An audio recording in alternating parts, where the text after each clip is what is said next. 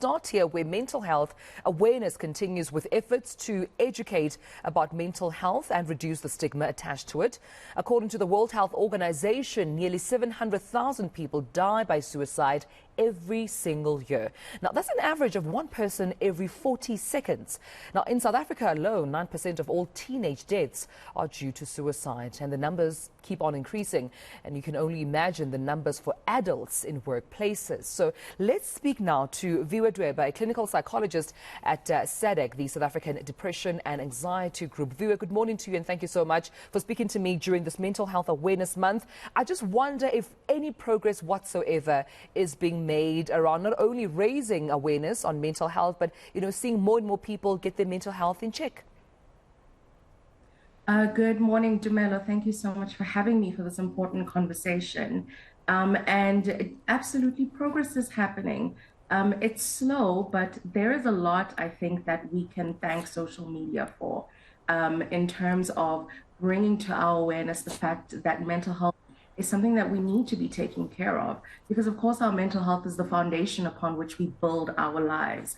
It's your mind that goes to work, it's your mind that goes into your relationships, and it's important to take care of that.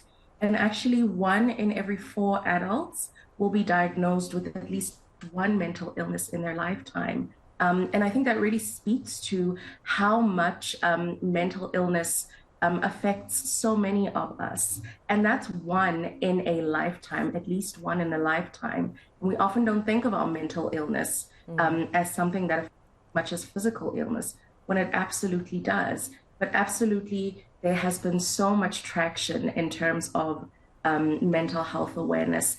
Access to mental health, though, is that's a whole other story. And I'm glad you raised that point about access. And I just wonder if already, not, a majority of South Africans even think about mental health. Usually it's physical health. I mean, even if you try and get your health insurance, it's usually for your physical health. When you consult with your GP, it's for your physical health. Why is there still a slow pace of access? And I'm talking here about, the most rural of areas, our townships. Is it because of stigma? Is it because of resources, infrastructure development? What could be the root problem? It's literally all of these things.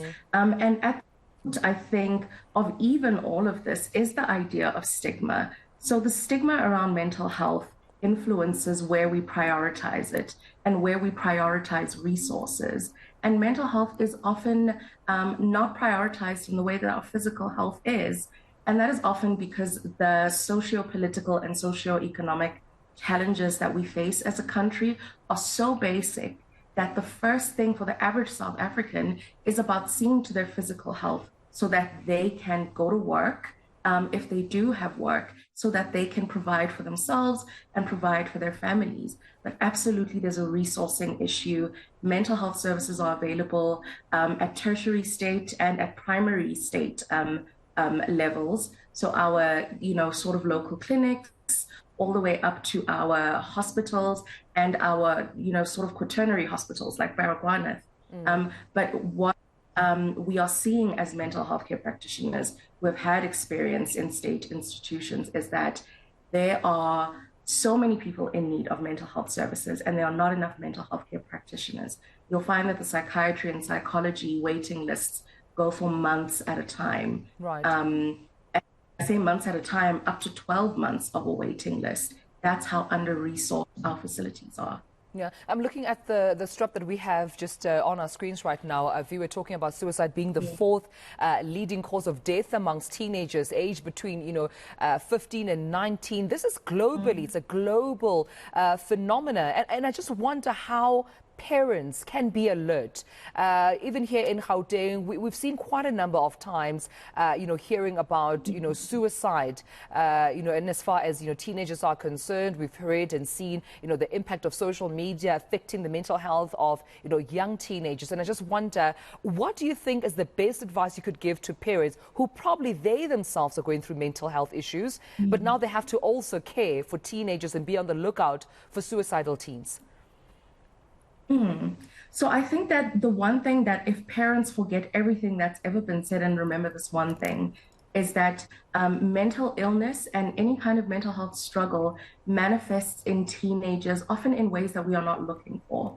So we tend to imagine that we will see sadness, we'll see isolation, very obvious, clear signs of depression in the way that we imagine them. But often with our teenagers and children, mental illness will manifest in ways that parents typically associate with an ill-disciplined child, with a naughty child. So it's important to look out for behavioral changes, even the ones that we think are just the child being naughty, because those are important as well. With children and teenagers, for instance, depression, for the most part, manifests as anger, angry outbursts, behavioral difficulties at school. And these are things that parents have been taught to look at as just misbehavior that needs to be disciplined, when this can be a very clear indicator that there is something much deeper going on. So let us look out for the signs that are more than just the ones that we've been taught to look at. The children who need help often ask for help in ways that don't feel loving, in ways that we don't like looking at. And I spoke about the parents as well, but the parents as well have to go and provide, as you mentioned, they have to go to work. And mental health in the workplace, I understand, is also another phenomenon that we have to place the spotlight on. What coping mechanisms would you advise then? Because, you know, we show up at work, we smile it through because we're told to leave our problems at the gate when we enter into work premises. But we know that too, mental illness, can affect our productivity, how we function, how we relate to colleagues, how we behave at work. So how then would you advise anyone else, you know, going through a mental illness or mental health issue that affects their work? So a really good thing that's been happening with a lot of workplaces is that there has been an increase in terms of employee assistance programs. So you'll find that at many workplaces, there'll be a workplace counselor, a workplace psychologist. So if you feel like you're struggling, like you are not performing the way you usually are, you can feel that you're not as productive, that your motivation is really low, you're feeling quite fatigued, it may be useful to just ask about what resources are available at work.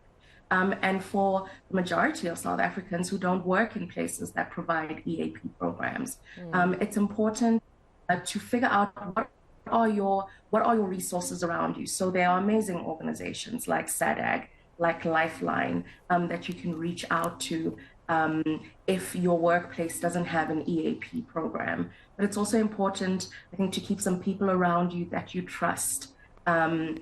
Relationships that we have can be incredibly important and protective with our mental health journeys. If you have a trusted friend, a trusted relative that you can just confide in at times when you're overwhelmed, that goes quite a long way. Yeah. And do you think companies in South Africa should consider what, you know, other global companies call a mental day off, where, you know, an employee can just take the day off if they're not feeling their best at work and just cool off or consult with, you know, either a trusted person or a professional just to get their mental health in check? Do you think that's absolutely necessary? Or do we even perhaps have it? Maybe we're just not aware that some companies maybe have implemented this policy already. I'm not sure if there are companies that have implemented such a policy. It hasn't come to my awareness yet, but I think it would absolutely be important. For so many people who are working in South Africa, they just power through the work year until December, and all they take off are the public holidays. And there are often times when our mental health is taking strain. Not just because of things that are being demanded of us at work, but because of personal things that are going on. And sometimes you're just genuinely exhausted and you're burnt out.